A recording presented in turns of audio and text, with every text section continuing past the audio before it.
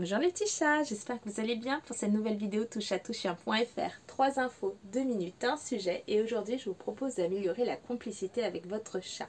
Parce que quand son chat nous fait confiance et que la complicité grandit, la vie ensemble est tellement belle et tellement merveilleuse que ça vaut le coup. Alors nous allons voir comment, à travers l'observation et la connaissance de son chat, à travers les jeux en plus des câlins et enfin sans punir ni se fâcher. À travers la connaissance de son chat, parce que comme tout être vivant, le chat a ses propres émotions et son propre tempérament. De savoir ce qu'il aime ou pas va vous permettre de créer un lien très fort avec lui et de créer la confiance et donc cette complicité. Et ben oui, parce qu'il y a des chats qui sont câlins ou pas, d'autres aiment bien quand les câlins sont forts, appuyés longtemps au même endroit, d'autres pas du tout. Il y en a qui aiment bien la tête, d'autres l'épaule, enfin le bas du dos.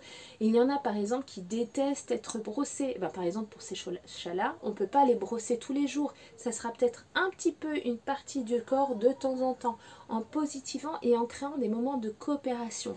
Bref, de connaître son chat et de lui proposer des choses en respectant ce qu'il aime ou pas et ses propres émotions, sa propre sensibilité, vous allez voir, vous allez créer une complicité incroyable. Et puis les jeux en plus des câlins. Bah oui, parce qu'on fait tout le temps des câlins en se disant c'est ça qui va créer la complicité. Alors déjà toujours en respectant le consentement et sans être intrusif, mais le jeu vous crée une interaction avec votre boule de poil et ça crée des moments merveilleux. Mais toujours pareil, on s'adapte au plaisir et à ce que son chat aime. S'il préfère jouer à la ficelle ou au plumeau, le vert, le bleu, le rouge, la balle qui roule, la pince à linge, le jouet parfumé, on s'adapte avec ce qu'il aime pour créer ce moment de jeu.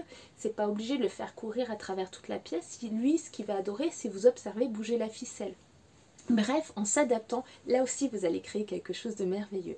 Et puis enfin, on ne se fâche pas, on ne punit pas, on ne lui crie pas dessus, on ne le course pas. Alors j'entends, des fois le chat va faire ce qu'on vit comme une bêtise. C'est un comportement gênant. Je comprends bien qu'un pipi sur le canapé, c'est hyper frustrant. Mais il faut se dire que lorsque le chat adopte ce comportement-là, ce n'est pas avec cette notion de je fais une bêtise, je me venge, j'étais pas content, je le montre. En général, il y a quelque chose qui va déclencher ça, qu'il vit mal, et c'est le seul moyen qu'il a de l'exprimer, de communiquer avec vous. De vous fâcher, de punir, de crier, de taper, de secouer, de l'enfermer, de le mettre dehors. C'est incohérent pour lui car comme il ne le vivait pas comme une bêtise, votre comportement va être juste agressif et violent pour lui et finalement ça va briser la confiance et la complicité parce qu'il va se méfier de vous.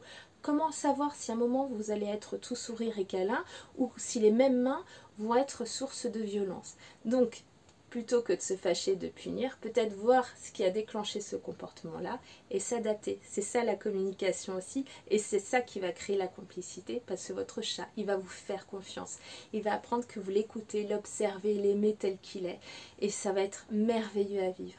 Je vous souhaite une très belle journée, plein de complicité et d'amour avec votre chat. Je vous dis à bientôt. Bye bye.